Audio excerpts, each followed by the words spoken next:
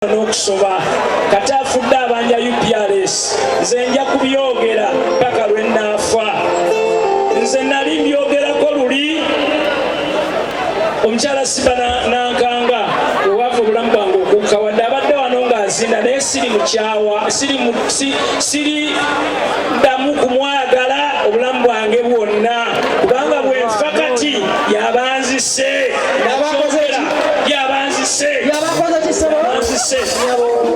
nkiddamu okujjako nga sena neetondera mulekerawo okutumanyira ffe abayimbi ab'edda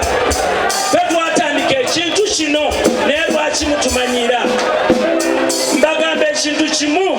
njagala obwenkanya UPRS njagala nfenga mumpadde sente zange nkiddamu mumpe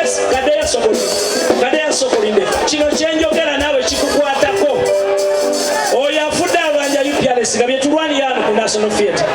mutusasule sente zaffe nga tukyali balamu mwaleese UPRS empya naye tugibanja ebyo bye bigambo byange yonga mwali mumanyisa tweyanziza badde nsaba kanziremu bayimbi bannange ne ba actors mwenna nziramu olw'obulungi bw'omukolo gwa Honorable Katolo Bwama nsaba bw'obozze wano bwe tuba tukkanyiza nti oyimbeyo oluyimba oluyimbe ebirala tubireke tubirwanirire ebisongovu tujja bireeta ku mbaga nekyo kiwedde aba royal families bambi mwebale nnyo kye mukoze twazze ku ddembe twagala kale right now ladies and gentlemen